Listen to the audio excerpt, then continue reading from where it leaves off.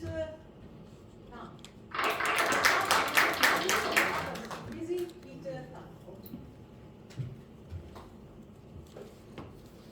Have you ever noticed that the busiest looking people aren't always the one who produce the most work? Have you ever met people who have mastered the art of looking busy without really doing much? Fellow Toastmasters, honorable judges, and guests, I first discovered this art of looking busy when I entered the corporate world. I was fresh out of college, full of enthusiasm, ready to prove myself. So I entered the office, thinking I would work hard, impress my boss, and climb up the corporate ladder. Then I met this guy, let's call him James.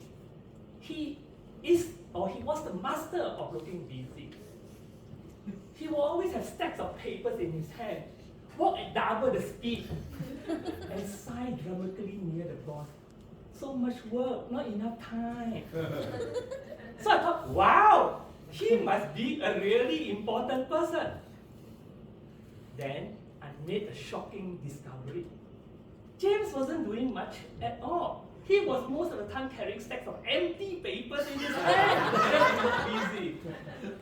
That was when I discovered that work and the appearance of work are two very different things. Over the years, I discovered that this art of looking busy comes in many forms and shapes. But my ex-boss, Mr. Yap, was the master of exposing this actor to be. When he entered the office, people were typed faster. Emails got sent, reports got printed, and even the office plant is stood straighter. So one day he walked past my desk and said, "Peter, how was the report?" The truth is, I have barely started on it. But did I tell him that? No. I said, "Mr. Yap, it's almost done. Just a little bit of touch up." And over the next 4 hours, I just focused on producing the report. I call him the walking deadline. And that's the magic of the walking deadline. He doesn't even need to give you a deadline.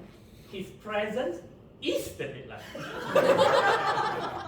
Another group of master of looking busy are what I call the meeting magicians. Have you ever been to meetings that's supposed to last 15 minutes, but it stretched for 2 hours? You know why? Because these people are master at stretching meetings. It comes in 3 steps. Step number 1, ask an intelligent looking questions that really means nothing. For example, have you ever considered the short-term implication of this long-term decision? Step number 2, repeat what somebody else said, but in many more words. For example, somebody may just say, "Let's revisit this topic later." And one smart aleck will repeat what he said. So, looking from the situation, I guess we have to take a step back and consider this topic again when we have more information and facts. Do you agree? Step number 3, suggest another meeting to discuss today's meeting.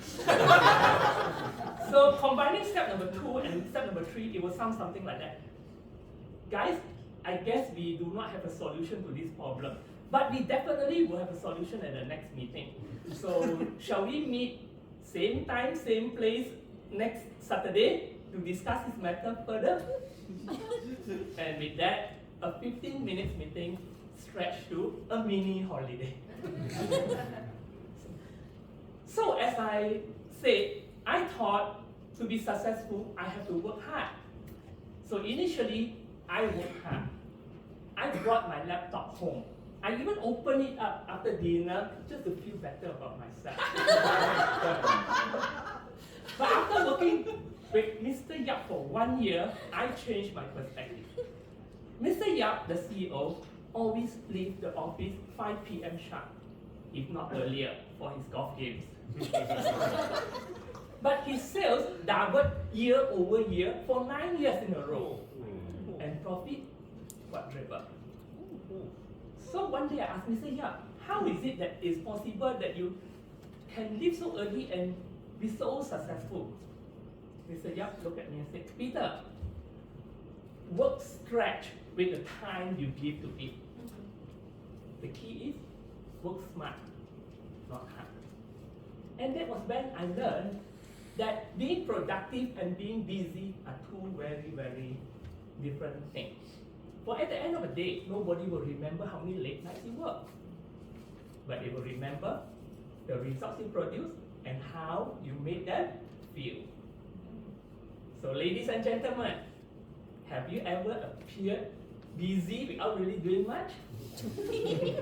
Have you ever carried stacks of empty papers in your hands? Or sigh dramatically near your boss saying you have too much work? If yes, congratulations, you're halfway to being a corporate legend. But if you really want to be successful, be productive, not look busy. For at the end of the day, you get promoted for the results you produce, not how long you work. So don't work hard, work smart. Contest chair.